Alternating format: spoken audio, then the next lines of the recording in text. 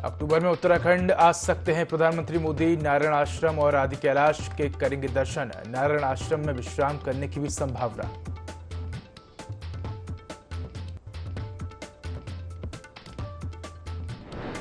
CM Pushkar Singh Dhami का दिल्ली दौरा। राष्ट्रपति के डिनर कार्यक्रम में होंगे शामिल। सीएम ने कहा कि भारत में G20 सम्मेलन होना गौरव की बात।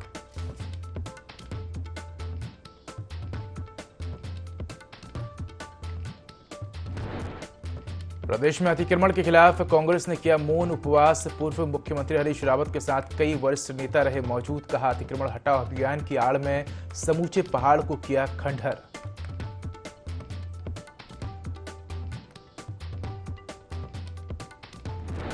उत्तराखंड में फिर बदलेगा मौसम का मिजाज। अगले 3 दिन कई जिलों में बारिश का येलो अलर्ट। मौसम विभाग ने देहरादून, बागेश्वर, पिथौरागढ़, नैनीताल में भारी बारिश की जताई संभावना।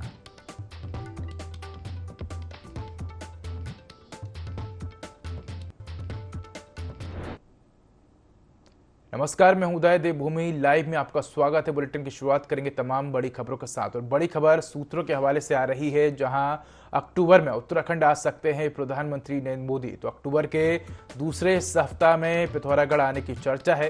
तो नारायण आश्रम और आदि कैलाश के दर्शन करेंगे। सीएम धामी ने प्रधानमंत्री नरेंद्र मोदी से आग्रह किया था, तो नारायण आश्रम आने का आग्रह किया था। बड़ी खबर आपको बता रहे हैं, जहां नारायण आश्रम में विश्राम करेंगे पीएम मोदी। तो प्रशासन और भाजपा संगठन प्रधानमंत्री के संभावित दौरे को लेकर अलर्ट है। तो ऐसी खबर पर अधिक जानकारी के लिए ब्यूरो चीफ आकाश गौड़ हमारे साथ जुड़ चुके हैं। आकाश जी, अक्टूबर में उत्तराखंड आ सकते हैं प्रधानमंत्री मोदी, ऐसा सूत्रों के हवाले से बड़ी खबर सामने आ रही है। इसके साथ ही आपको यही बताएं कि बीजेपी ने इस कार्यक्रम को लेकर तमाम तरह की तैयारी करनी भी शुरू कर दी है। क्या अधिक जानकारी? देखिए, बिल्कुल जिस तरीके से प्रधानमंत्री नरेंद्र मोदी का उत्तराखंड से लगाव रहा है, और यही वजह है कि पिथौरागढ़ में जो नारायण आश्रम है उसको लेकर के एक कोशिश थी मुख्यमंत्री पुष्कर सिंह धामी की।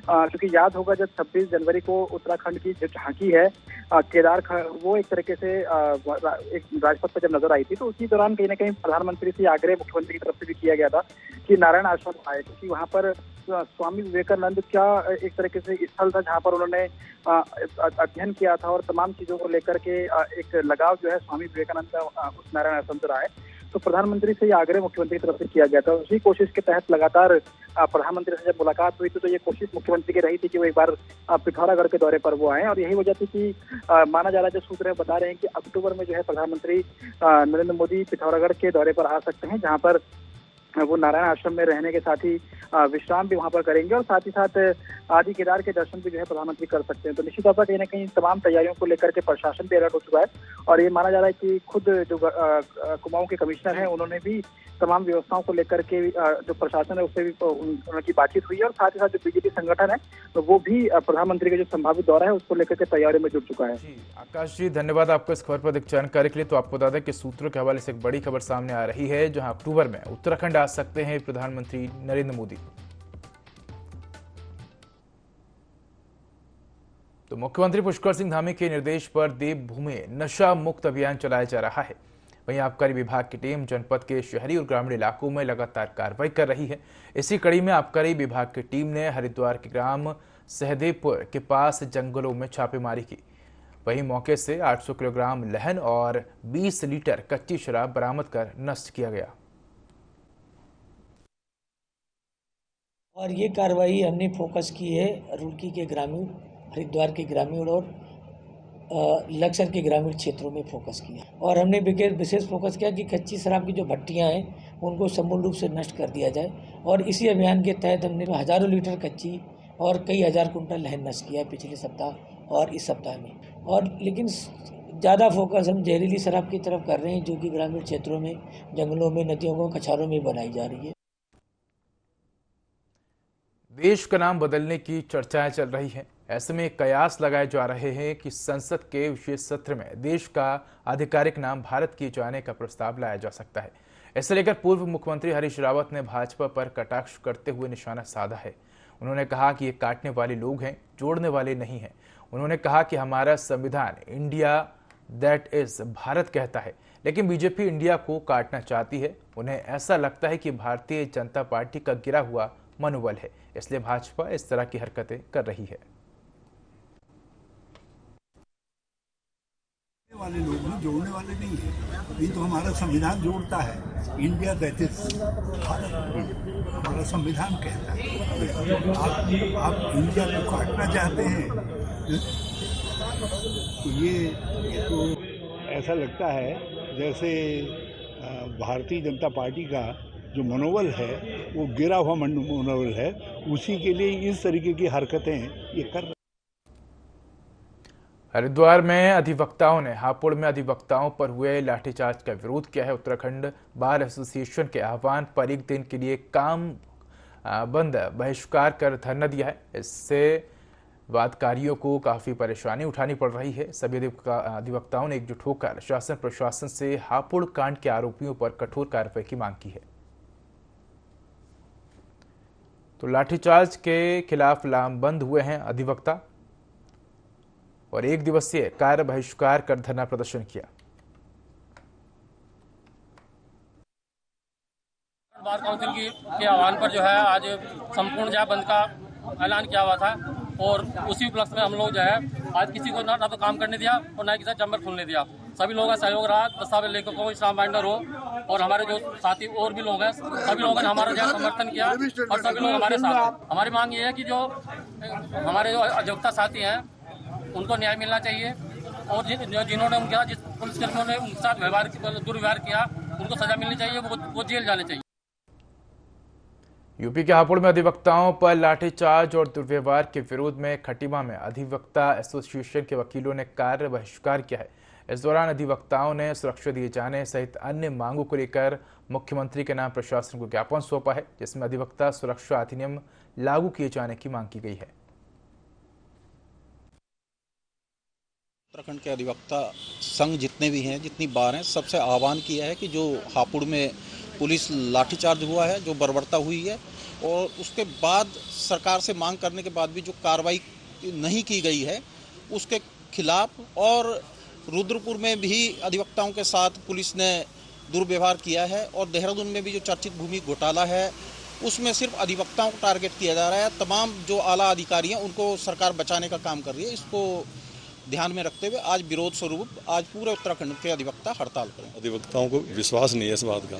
अगर कोई रिटर्न में कोई आदेश होता तो मान लिया जाता, क्योंकि ऐसे ही है वर्बली कहने से जो है कोई असर नहीं पड़ता बात का। डिमांड तो हमारी यही है, एक तो वो जो झगड़ा हुआ है वहाँ पे, हाँ दोषी है, उन्हें सजा दिलाई जाए।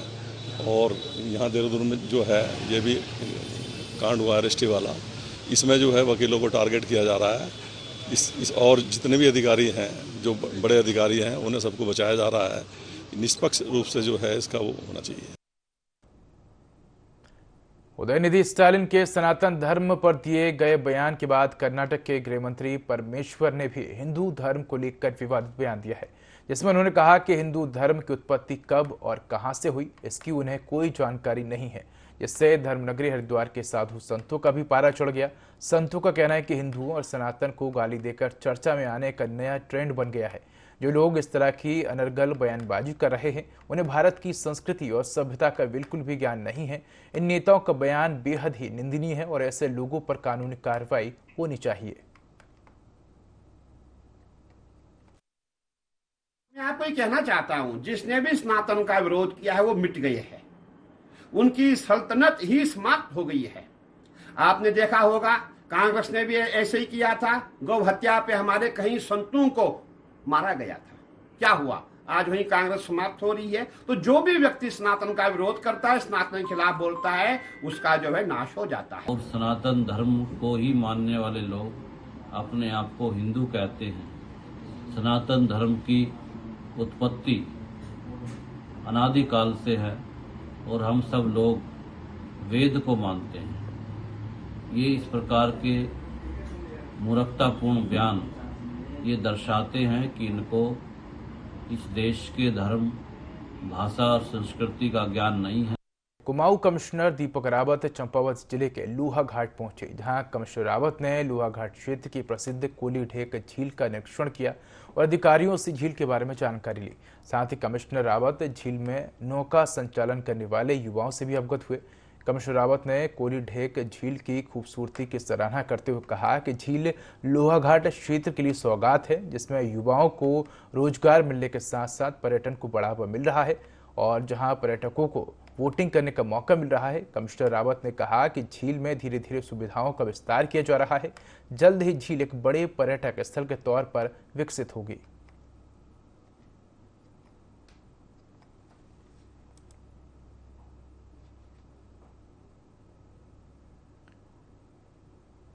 तो कमिश्नर दीपक रावत ने कोली ढेक झील का निरीक्षण किया है। इस दौरान झील में वोटिंग का लुत्फ भी उठाया।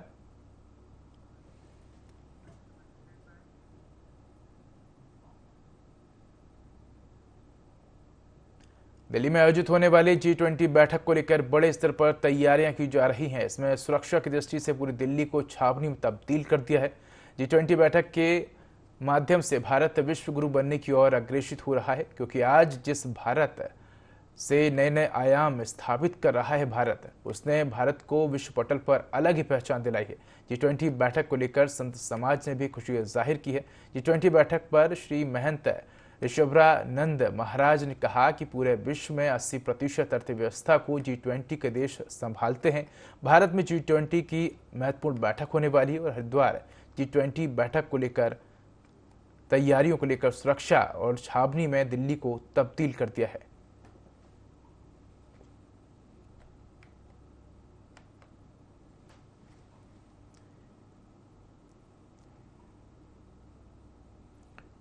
तो सुरक्षा को लेकर छावनी में दिल्ली तब्दील कर दी गई है। G20 की बैठक को लेकर दिल्ली में कड़ी सुरक्षा व्यवस्था की गई है।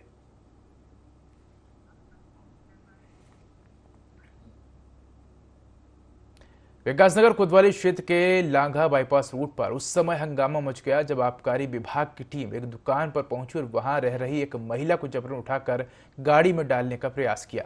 महिला को गाड़ी में डालने पर बवाल हो गया। साथ ही वहां पर मौजूद अन्य महिला और लोगों ने आबकारी पुलिस के सब इंस्पेक्टर सहित पूरी टीम को पीटना शुरू कर दिया।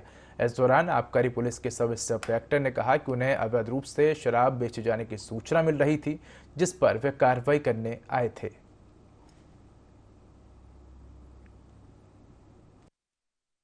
साथ छोड़कर खाने पीने का ये कम से कम 3 दिन पहले आए मेरे पास कि मैडम यहाँ दारू बिक रही।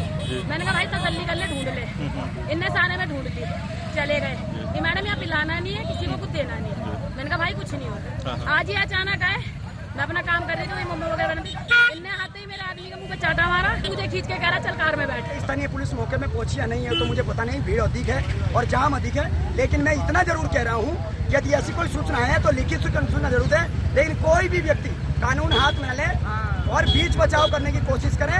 जिस तरह की जाम की स्थिति बनी है ऐसी स्थिति ना है, इस वजह से लोगों को भी परेशानी होने का वो हो रही है।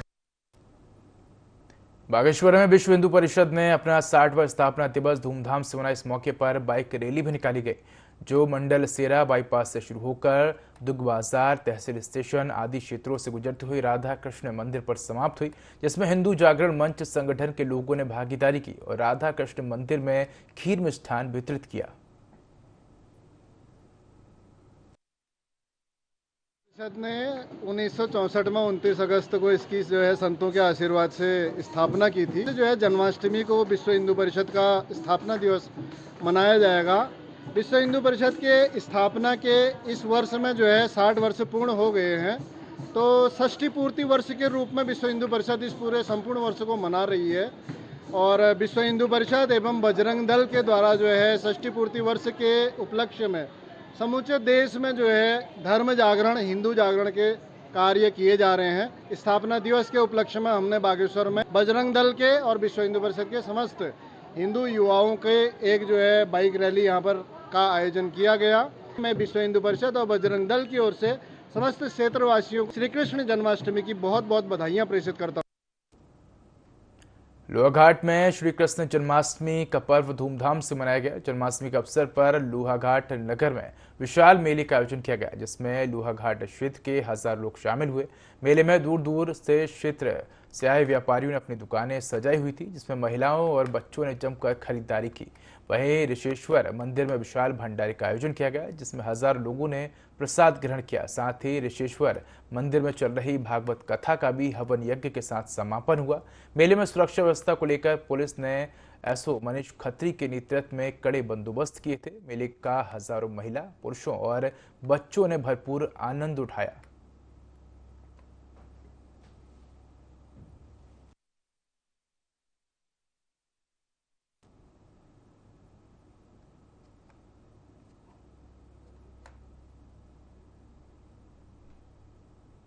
तो श्री कृष्ण जन्माष्टमी धूमधाम से मनाई गई और जन्माष्टमी के त्यौहार को लेकर विशाल मेले का आयोजन भी किया गया, जिसमें पुलिस ने सुरक्षा के कड़े इंतजाम किए।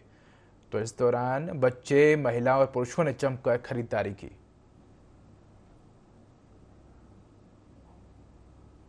तो फिलहाल इस बुलेटिन में इतना ही। खबरों का अधिक अपडेट के लिए देखते रहिए IND 24। नमस्कार।